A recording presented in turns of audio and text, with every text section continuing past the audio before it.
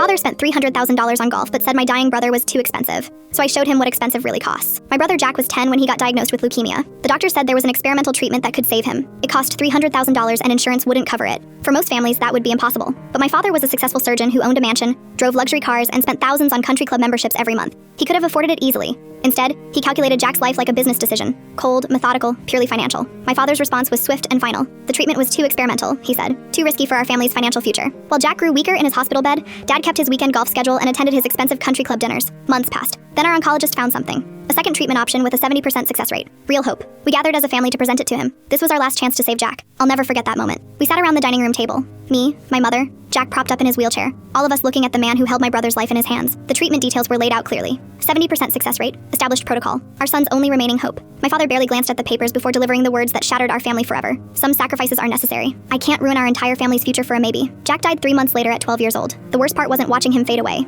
It was seeing the understanding in his eyes during those final weeks. The terrible realization that his own father had chosen money over his life. That broken look still wakes me up at night. At the funeral, I stood silent, while Dad delivered his prepared remarks about God's plan and accepting tragedy. It was a monstrous lie. This wasn't God's plan. It was his choice. This wasn't an unavoidable tragedy. It was a calculated decision to let his son die for money. Standing there, watching him play the grieving father, something inside me snapped. Years later, I worked hard studying to become a lawyer. It was a strategic choice. While Dad continued building his prestigious career, I was building mine with one specific purpose: to destroy him completely. I discovered everything. Insurance fraud, malpractice cases he'd covered up, ethical violations spanning decades, 18 years of meticulous documentation. I watched him get nominated for prestigious medical awards, knowing what was coming. The medical board investigation hit him at the absolute peak of his career. My evidence was comprehensive, devastating, and undeniable. I had recordings, financial records, victim testimonies. He lost his medical license first, then came the criminal charges for fraud and malpractice. Every asset disappeared to legal fees and massive settlements. The career he prioritized over his son became the instrument of his complete destruction. I visited him in prison exactly once. He looked broken, aged decades and months. When he saw me, the recognition dawned slowly. He finally understood that his surviving son had orchestrated his entire downfall.